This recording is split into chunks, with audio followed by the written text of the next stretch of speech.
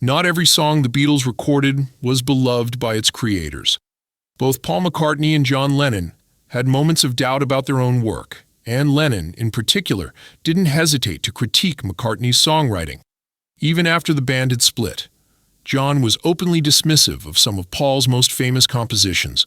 He was particularly unimpressed with Paul's contributions to the Abbey Road medley, parts of the Sgt. Pepper's Lonely Hearts Club Band album from 1967, and the globally recognized single Let It Be. Reflecting on Let It Be in a 1980 interview, Lennon remarked that it didn't feel like a Beatles song to him at all. He suggested it was more in line with something McCartney might have released with Wings and expressed confusion about Paul's mindset when writing it. John didn't spare his own work from criticism either. He once admitted he strongly disliked the song It's Only Love, calling it one of his weakest pieces, particularly criticizing its lyrical content, which he found cringeworthy. Paul McCartney, too, has been candid about some of his less inspired efforts. One example is Little Child, a track featured on the Beatles' second album, With the Beatles.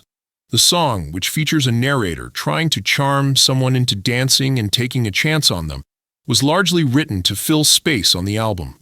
Paul later revealed that its lyrics, such as I'm So Sad and Lonely, were loosely inspired by Elton Hayes' Whistle My Love. He admitted that Little Child was more of a task than a burst of inspiration, written quickly to provide a song for Ringo's inclusion on the album. There was at least one song that both Lennon and McCartney agreed did not meet their standards, Hold Me Tight. Although Paul had originally penned the song in 1961, it was jointly credited to Lennon-McCartney, as was the custom for all of their co-written work. The Beatles had first attempted to record the track during their infamous 12-hour session for Please Please Me in February 1963, but after 13 unsuccessful takes, they abandoned it. The song was revisited later that year, and 9 more takes were recorded over 2 days in September. Despite making the cut for With the Beatles, the band didn't hold the track in high regard. Paul would later admit he had little memory of the song and viewed it as one of the more routine assignments of their early years.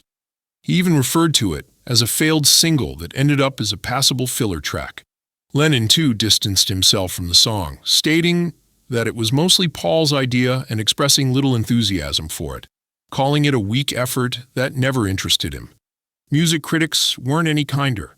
Roy Carr and Tony Tyler in The Beatles, an illustrated record, commented that the track fell flat, likely due to McCartney's incomplete vision for the melody.